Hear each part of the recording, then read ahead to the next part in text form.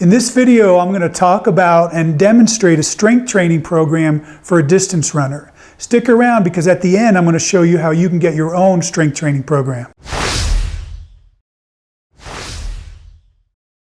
I'm here today with a longtime distance runner. Hi, I'm Deb Hellman, and I've been running almost 15 years. This is actually the second video in a series. If you haven't seen the first video about Deb, I recommend that you watch that. So I'm here today at Deb's home gym. She's already printed out the strength training program that I have on my website, and I'm going to help her customize it today based on where she's at right now and also the equipment that she has available. For each body part that I have here, I'm giving you up to 4 different options of exercises to do.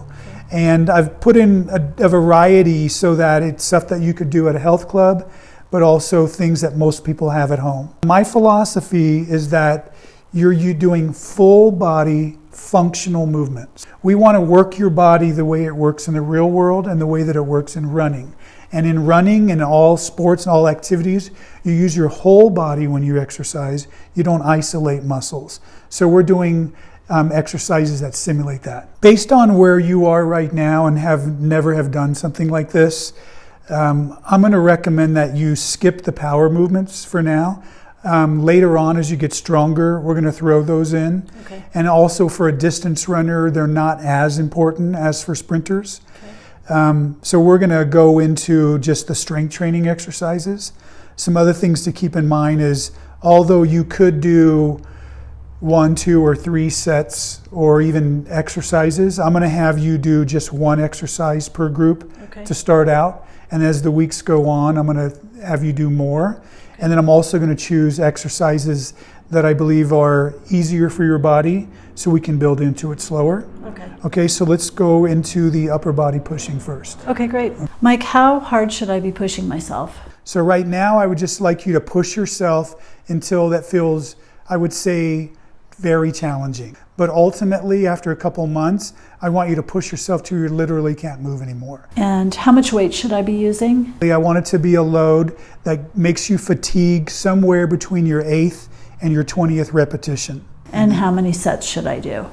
Really, studies show that if you do 1 really good set and you take it to the point of being very fatigued, or what we call failure, where you can't do anymore, that's going to give you 90% of your gains right there. Okay, so if time is a factor for you, just do 1 really good set and you'll get most of the way there. But if you want to get that extra 10% or so and you have a little extra time, then by all means do a 2nd and 3rd set. This is the dumbbell chest press. It's one of the options for the upper body pushing exercises. Because of the instability of the ball, it strengthens lots of muscles in the upper body and core. This is a squat.